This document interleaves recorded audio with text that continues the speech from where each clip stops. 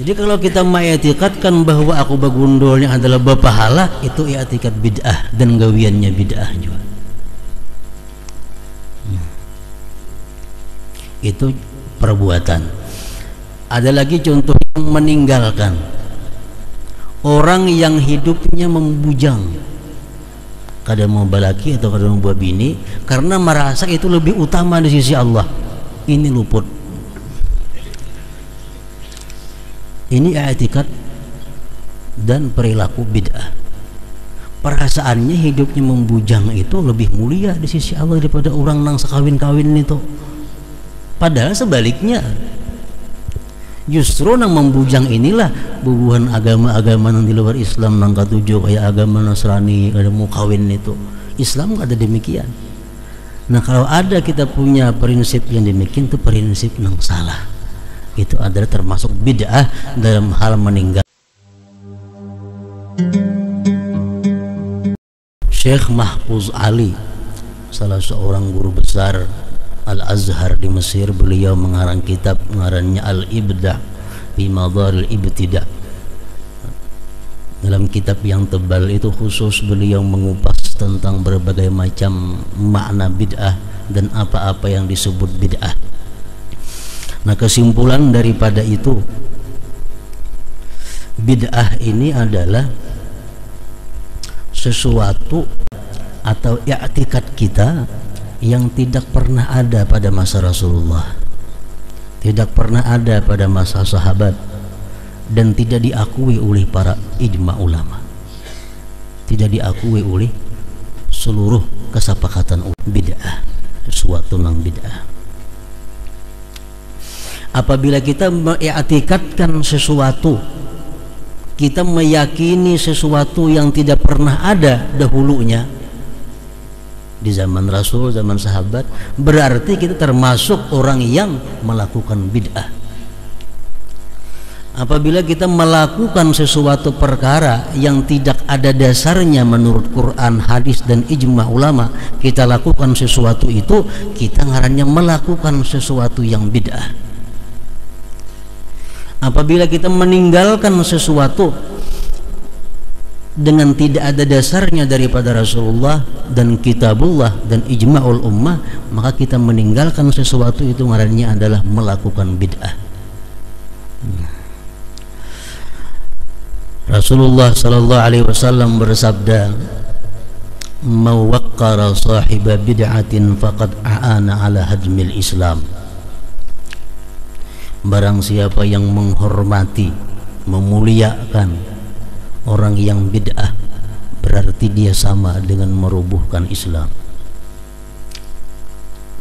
Hadis beliau lagi, la yaqbalullahu ta'ala li sahibi bid'atin sawman wala hajjan wala umratan wala jihada wala sarfa wala adla yakhruju minal Islam kama takhruju asy-sya'ratu minal ajin.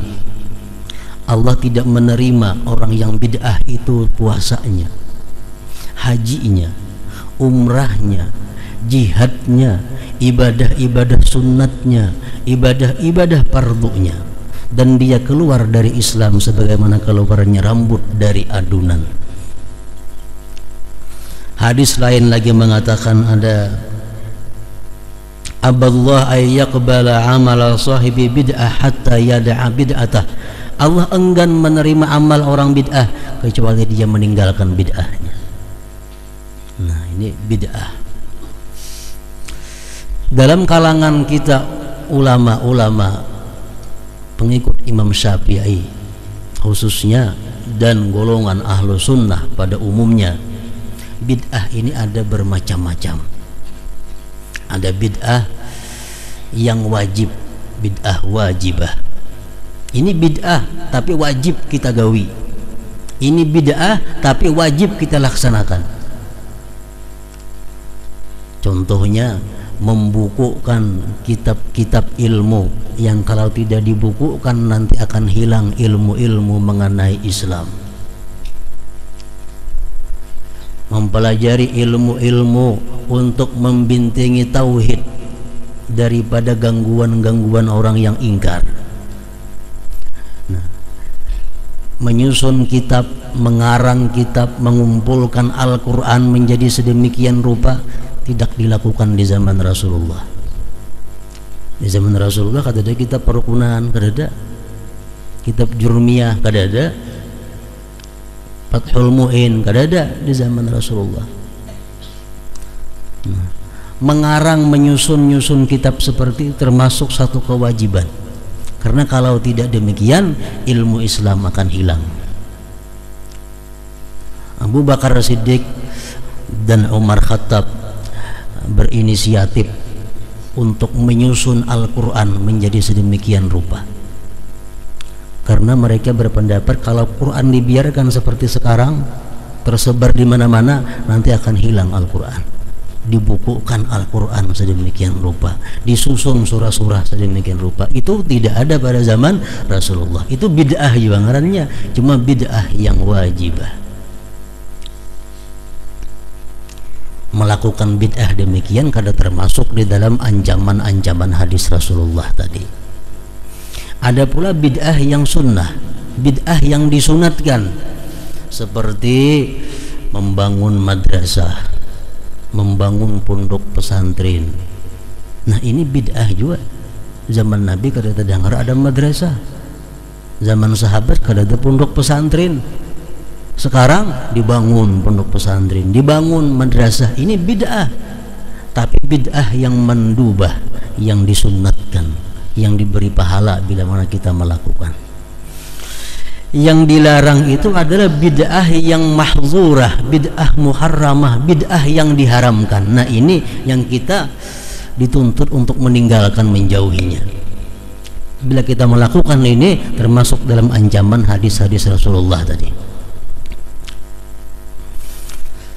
Jadi bid'ah yang diharamkan dan kadang-kadang bisa membawa kepada kekafiran, itu yang wajib kita tinggalkan. Ada yang dalam i'tikad, yang terbanyak itu masalah i'tikad yang membahayakan kita. I'tikad timbul yang tidak dikenal pada zaman Rasulullah. Timbulnya keyakinan yang kada dikenal pada zaman sahabat. Bila kita ikuti i'tikad itu, kita mengikuti i'tikad yang bid'ah. Ini yang membahayakan kita. Contohnya, kama ya'taqid kufr al-khulafa'ir rasyidin aw ahadihim aw jami'is sahabah, seperti orang yang mengiktikadkan kafirnya khulafa rasyidin itu, Abu Bakar, Umar, Utsman, Ali, kafir. Yang mengiktikadkan bahwa sahabat-sahabat Rasulullah itu kafir. Ini i'tikad ini ada dan berkembang dan sekarang masih ada, dan kada mustahil satu saat akan sampai mazhab ini ke tempat kita, ke kampung kita. Mereka dengan berbagai macam dalih, berbagai macam alasan yang masuk akal, akhirnya menyimpulkan bahwa khulafa rasyidin itu adalah kafir. Nah ini i'tikad yang bid'ah. Ada yang mengatakan Abu Bakar Siddiq, Umar bin Khattab itu kafir. Ini disebut golongan Sabaiyah. Sudah ada. Ada yang mengatakan bahwa Sayyidina Ali karramallahu wajhah itu kafir. Ini ngarannya kelompok yang menyebut dirinya Al-Ibadiyah. Ini banyak orangnya di Arab sana. Ada kelompok lagi mengatakan bahwa seluruh sahabat Rasulullah itu kafir, kelompok Al-Kamiliyah. Nah, jadi ini kelompok-kelompoknya punya i'tikad yang bid'ah. Yang di masa Rasulullah, para sahabat-sahabat itu orang yang dimuliakan beliau, orang yang dicintai beliau, orang yang diagungkan, dihormati oleh beliau. Nah sekarang sesudah beliau wafat dikatakan kafir.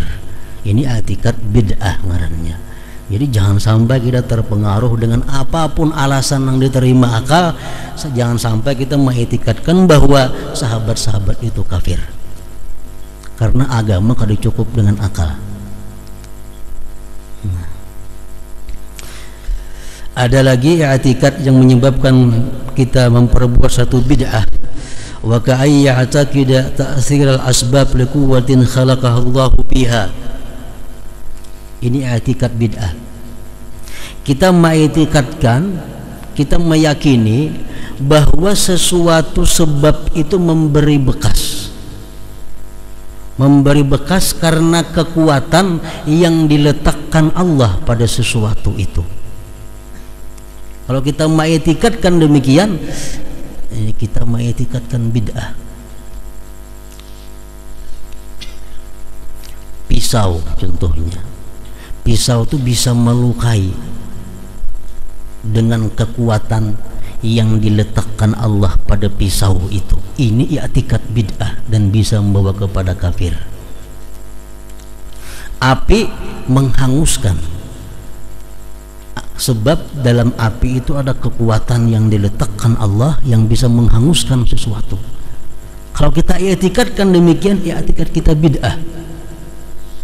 Obat itu bisa menyembuhkan karena di obat itu diletakkan Allah kekuatan yang bisa menyembuhkan kita. Nah, kalau kita punya i'tikad demikian, i'tikad bid'ah. Nasi bisa mengenyangi karena dalam nasi itu diletakkan Allah kekuatan yang bisa membuat kita kenyang. Kita i'tikadkan demikian, kita bid'ah, termasuk i'tikad yang dilarang. Nah, jadi yang benar itu adalah sebab apapun ngarannya, nasi, pisau, api, air, itu la ta'thir, tidak memberi bekas.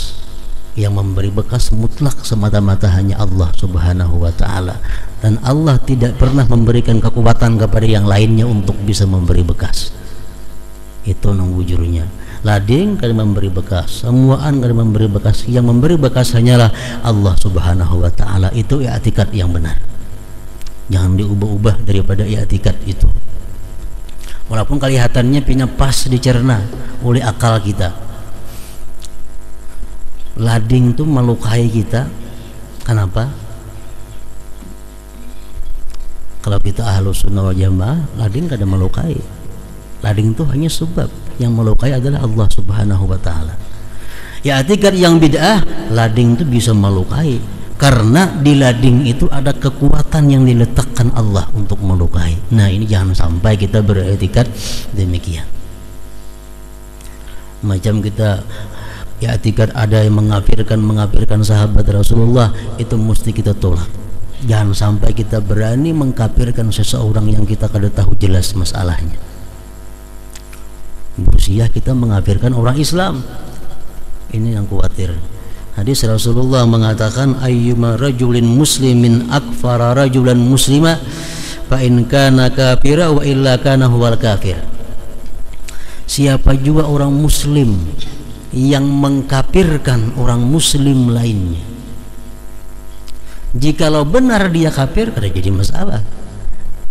Kalau kada, kafirnya kembali kepada yang mengatakan kafir itu. Jadi jangan gampang, jangan mudah keluar dari mulut kita kalimat-kalimat mengkafirkan orang. Arti mengkafirkan itu memusyrikan, sama aja meyahudikan, menasranikan. Jangan mudah. Bila kada bujur, kembali kalimat itu kepada kita. Nah, orang yang bertawasul dia musyrik, bursiah kada, musyriknya kembali kepada dirinya. Orang yang bertawasul kepada para wali dia musyrik, bursiah kada, nah inya nang musyrik. Kita madahkan orang tuh Yahudi ini tuh, bursiahnya kada, kembali kepada kita Yahudinya. Jadi kalimat itu sangat membahayakan keimanan, keislaman kita.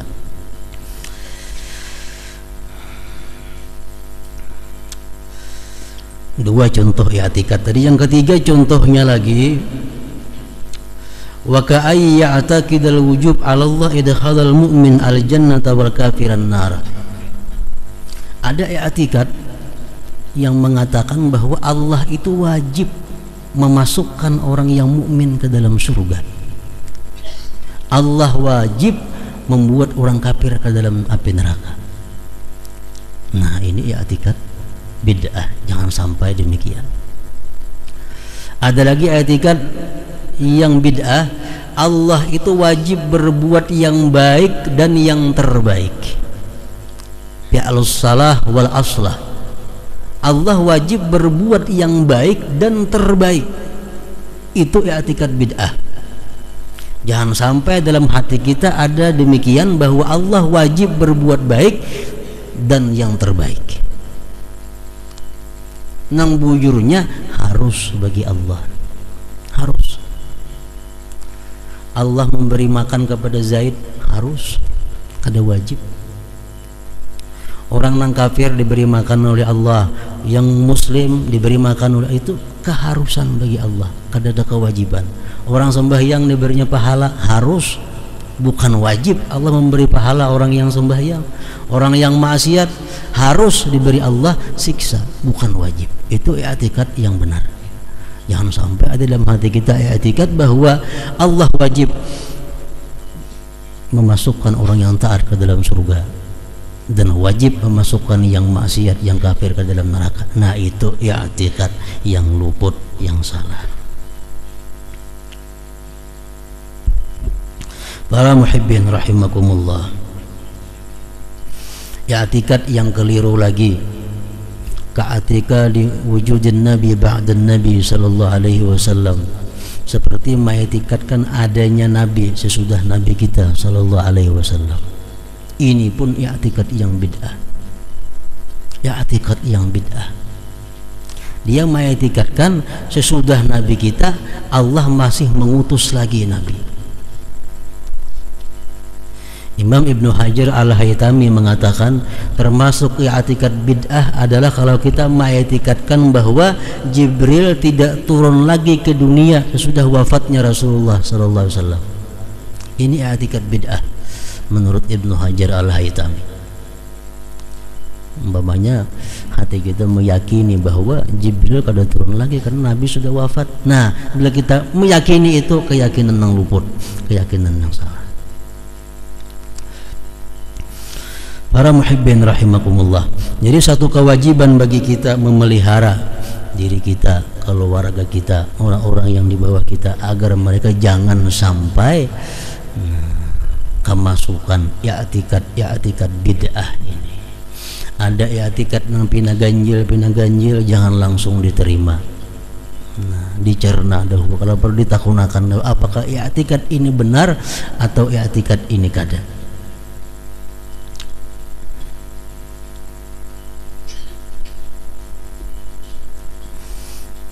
Itu contoh i'tikad, contoh perbuatan yang bid'ah. Ini kita ambil contoh ini yang disepakati kebid'ahannya. Ini kadang-kadang ada yang kada sepakat bahwa itu baik, itu kada. Di kalangan ahlu sunnah juga, macam maulid Nabi itu ada mengatakan baik, ada mengatakan kada, karena itu kada pernah dilakukan Rasulullah. Itu kada usah kita ambil contoh. Nang kita ambil contoh nang disepakati bahwa ini kada baik.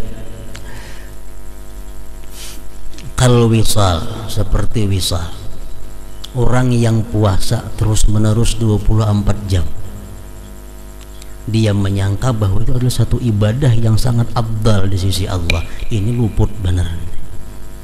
Mana lapar 24 jam, mana bid'ah. Ini sekali bersahur aja jam 4 bersahur, kan jam 4 pulang aja bersahur pulang, maghrib pada berbuka-bukaan. Nah, kalau ini luput. Walaupun perasaan dirinya bahwa itu adalah sesuatu yang afdal, padahal bid'ah perbuatan. Orang yang puasa umpamanya lalu dia berpanas supaya lebih haus, menganggap lebih banyak pahalanya, ini luput juga. Orang bernaung-naung puasaan itu ada berpanas-panas, ini ada supaya puasa yang lebih banyak pahalanya, kalau yang berpanas berjemur. Nah, ini bid'ah nang luput. Jangan dianggap itu bahwa menambah kedatangan fadilah, menambah kedatangan berbanyaknya pahala, itu luput. Termasuk dikatakan bid'ah yang perbuatan ini adalah orang nang halqura sih begundul. Dia menyangka bahwa begundul itu satu ibadah, padahal tidak demikian. Begundul itu hanya ibadah dalam beberapa keadaan. Kanak-kanak na imbah lahir, orang nang hanyar ba Islam, orang nang cukur haji atau umrah, itu sunat begundul. Lain pada itu kada ada ibadah begundul itu. Nah, jadi kalau kita mengitikadkan bahwa aku begundulnya adalah berpahala, itu i'tikad bid'ah dan gawiannya bid'ah juga. Itu perbuatan. Ada lagi contoh yang meninggalkan.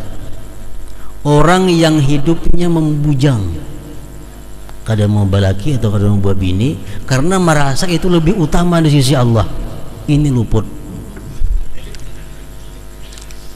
Ini i'tikad dan perilaku bid'ah. Perasaannya hidupnya membujang itu lebih mulia di sisi Allah daripada orang nang sekawin-kawin itu. Padahal sebaliknya, justru nang membujang inilah bubuhan agama-agama nang di luar Islam nang katujuh kayak agama Nasrani, ada mau kawin itu. Islam nggak ada demikian. Nah, kalau ada kita punya prinsip yang demikian, itu prinsip nang salah. Itu adalah termasuk bid'ah dalam hal meninggalkan sesuatu perbuatan. Nah, para muhibbin rahimakumullah, pokoknya setiap ada masalah-masalah, baik itu i'tikad, baik itu perbuatan, atau baik itu meninggalkan sesuatu perbuatan yang pina ganjil nang pina hanyar, jangan langsung ditaguk. Nang siapa kan nang ceramah, di buku mana keadanya, di karangan mana beli ada nang pina ganjil-ganjil, jangan langsung ditaguk. Barangkali itu dari mazhab-mazhab nang kada sesuai dengan mazhab yang benar. Karena dari sekian mazhab itu sudah banyak, bukan hanya di tanah Arab, di Indonesia pun, bahkan mungkin di Kalimantan Selatan sudah masuk beredar golongan-golongan yang i'tikadnya bid'ah, yang kelakuannya bid'ah. Mereka beralasan itulah yang benar di sisi Allah Subhanahu wa taala. Para muhibbin rahimakumullah, semoga Allah Subhanahu wa taala menjaga akan kita, zuriat kita, keturunan kita, keluarga kita, kawan-kawan kita dari segala macam bid'ah dan hal-hal yang tidak diridhai oleh Allah Subhanahu wa taala.